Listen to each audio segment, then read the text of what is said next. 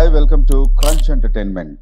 Project K, most awaiting Project K first glimpse America san డియాగోలో comic కాన్లో జరిగింది. అంతేకాదు చిత్ర టైటిల్ని కల్కి 2898 ఏడీగా ప్రకటించేసింది చిత్ర యూనిట్. ప్రభాస్ నాగశ్విన్ కలిసి చేస్తున్న ప్రాజెక్టు మీద కేవలం నేషనల్ స్థాయిలోనే కాదు ఇంటర్నేషనల్ వైడ్ కూడా ఎన్నో అంచనాలు ఉన్న సంగతి తెలిసిందే.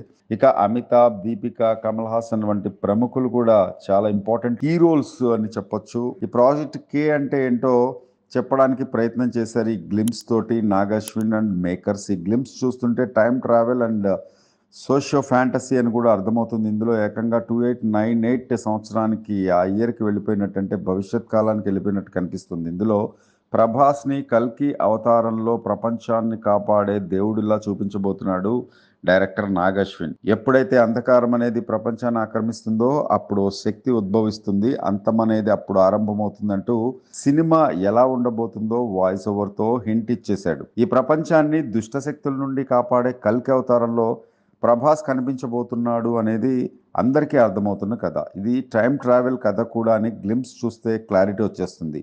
2898 ఏడి కల్కి అంటూ వదిలిన ఈ గ్లిమ్స్ ఇప్పుడు సోషల్ మీడియాని బాగా ఊపేస్తుంది. ఇది గ్లిమ్స్ కాదు, గూస్ బంప్స్ అని కూడా అందరు అంటున్నారు. అయితే కొంతమంది మాత్రం గతంలో వచ్చిన డ్యూన్ అనే సినిమాని, హాలీవుడ్ మూవీ ఇది, దాన్ని పోలి ఉందని చెప్తున్నారు. గ్లిమ్స్లో అయితే బీజిఎం కానీ విజువల్స్ కానీ చాలా కేర్ తీసుకున్నారు. ఇంకా చాలామంది దీనిపై అప్లాస్ కూడా చేస్తున్నారు బీజిఎంపై. మొత్తానికి ఫస్ట్ లుక్తో వచ్చిన నెగిటివిటీ అంతా ఈ గ్లిమ్స్తో పోయిందని చెప్పొచ్చు.